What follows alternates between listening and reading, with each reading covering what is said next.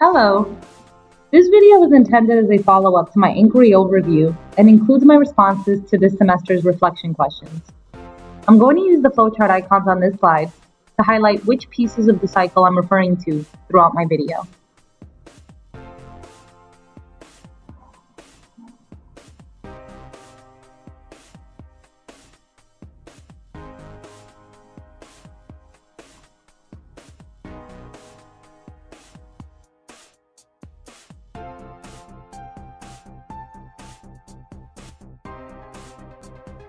To address academic literacy needs in the areas of reading, I provided visual samples of completed projects and step-by-step demonstrations where students interactively completed intro projects along with me.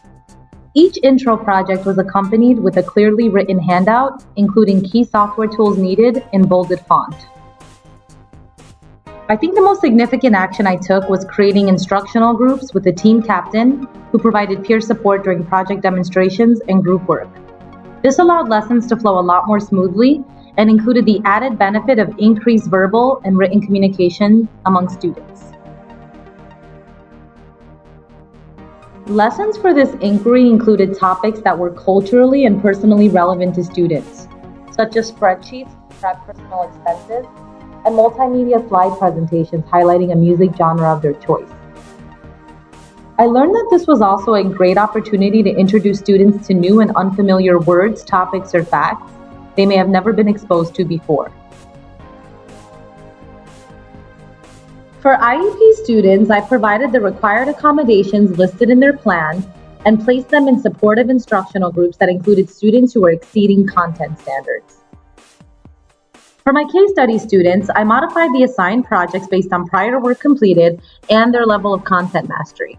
I also provided support such as examples of common expense categories for the expenses spreadsheet and graphic organizers for recording notes to be used for slide presentations.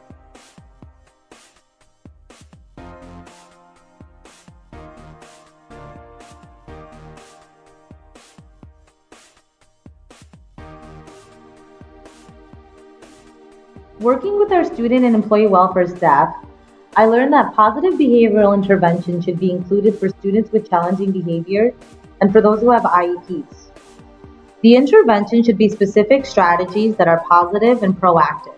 They shouldn't be reactive or consequence-based. Since we were focusing on special population students this semester, positive behavioral supports were an important part of my inquiry. Some strategies I used included disciplining privately. When disruptive behavior arose in my class, I dealt with it privately and if possible at the end of a lesson. I found this to be more effective in getting the student to accept the discipline and then make a sincere effort to improve the problem behavior. Rechannel disruptive behavior. During the inquiry cycle, I realized that one of my case study students was using disruptive behavior to get attention from me and her classmates. Creating opportunities for her to interact with and help others through group projects positively engaged her attention and helped to build rapport between her and myself and between her and her classmates. Tangible reinforcers. I often use tangible rewards like certificates, snacks, or small objects to encourage appropriate behavior. For more information on these strategies, visit the Gateway to Success site using this link.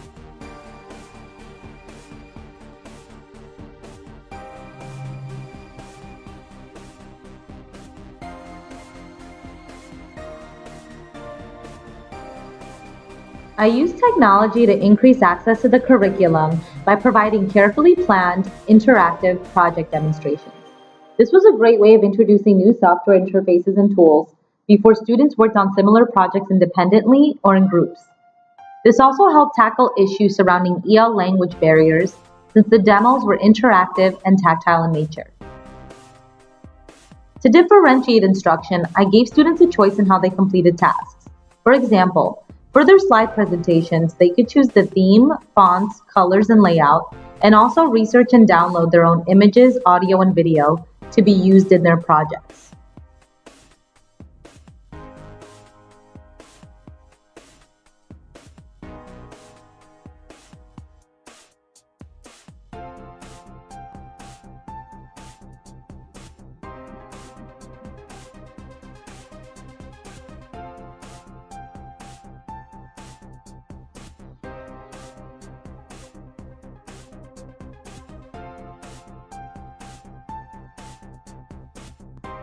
One of the most important ways I built an inclusive learning environment was by forming meaningful connections with my students.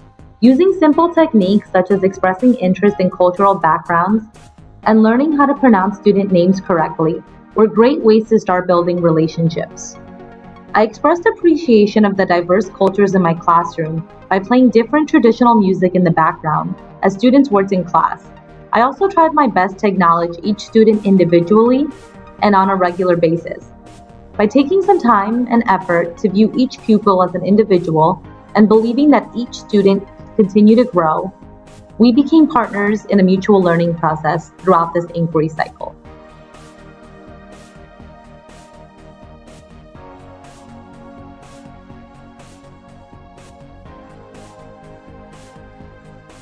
Through the use of the 136 protocol, students were actively engaged and participating with one another to complete their group projects. One of the most significant takeaways for me was realizing that projects with greater personal relevancy genuinely excited students more. With the music genre project, for example, students really enjoyed getting to download video and audio files that they located themselves.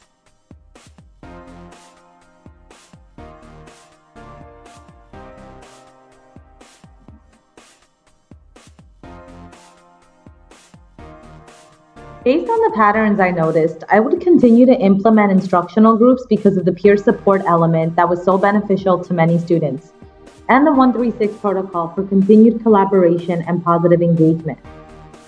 To address issues of pacing where students might need extra time to complete lessons, I plan to digitize and transition all course materials, including data files, project handouts, and additional resources like tutorials, to Google Classroom.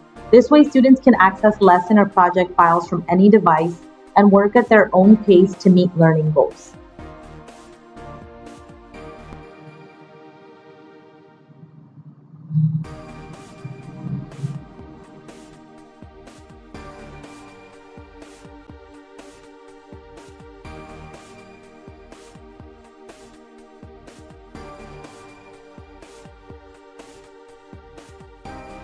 Due to the lack of collaborative sharing and editing tools in Microsoft Office, I previously avoided using group projects and assessing learning and relied mainly on individual products like documents, spreadsheets, and slides.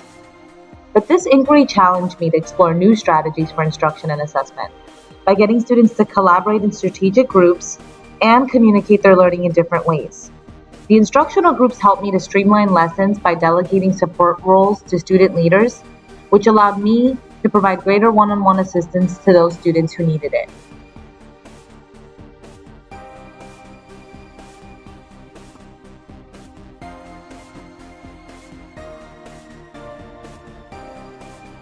Here are some short clips of students working together in the 136 protocol and in their instructional groups. Remember to make this happen previous. Yeah. And then slide 6, row 6.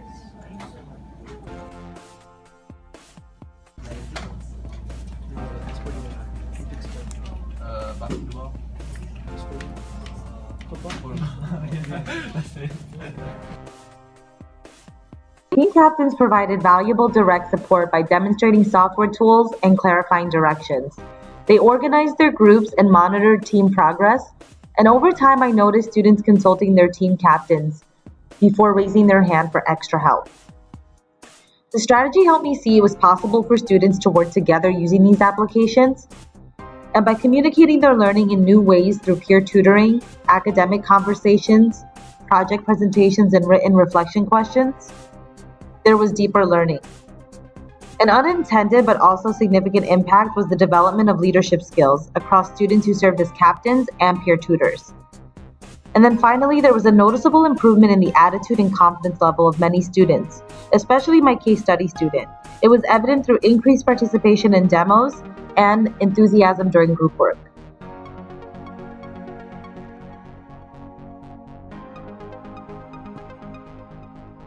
While students communicate learning in my class by producing specific products, I learned that it's equally important to have them communicate learning in a variety of ways. I also distributed interest surveys to gather suggestions for topics or tools to explore in lessons and projects. For example, students expressed interest in learning how to use Google Apps on a deeper level. so we're covering it for the last unit to end the semester. And then I try to incorporate visual, auditory, tactile, and kinesthetic components into my lessons as much as possible.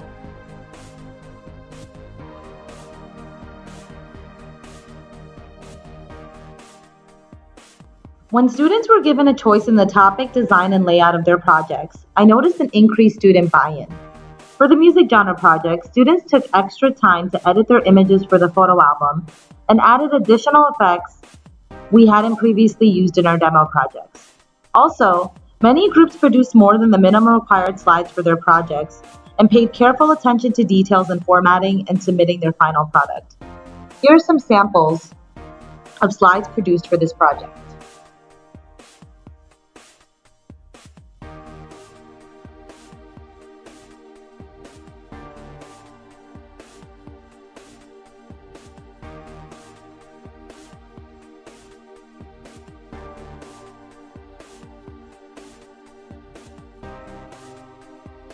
Through the inquiry cycle, I learned that equality is about sameness. It promotes fairness and justice by giving everyone the same thing, but it only works if everyone starts from the same place as well. Equity is about fairness. It's about making sure people get access to the same opportunities. Sometimes our differences or history can create barriers to participation, so first we must ensure equity before we can enjoy equality.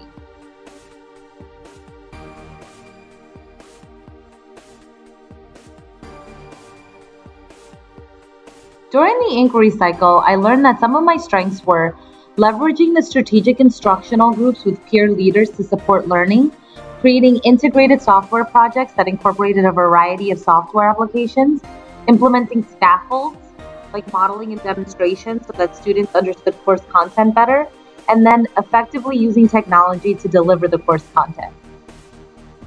Some areas where I can still grow are incorporating new strategies for acquiring academic and content vocabulary, like using word walls or journals, tying in more culturally responsive pedagogy, digitizing course materials and putting them online like Google Classroom where students can access them from anywhere, and incorporating new technologies into projects like Seesaw for creating a digital portfolio of work, which could also serve as an assessment of student learning.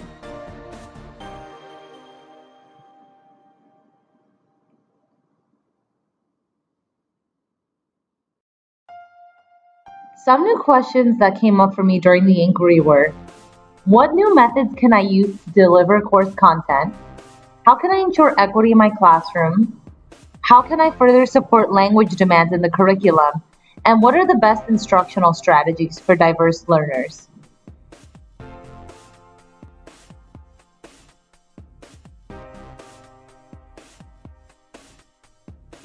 I plan to continue the process of inquiry throughout my teaching practice by analyzing assessment data to continue planning and designing instructional groups, researching and exploring new student collaboration strategies like the 136 protocol. I plan to improve language demands of the curriculum by compiling vocabulary for activities like word walls and blogs, create an even more culturally inclusive learning environment by displaying art from around the world, and improve access to course content by digitizing materials. This will help to ensure equity and help us enjoy equality in the classroom.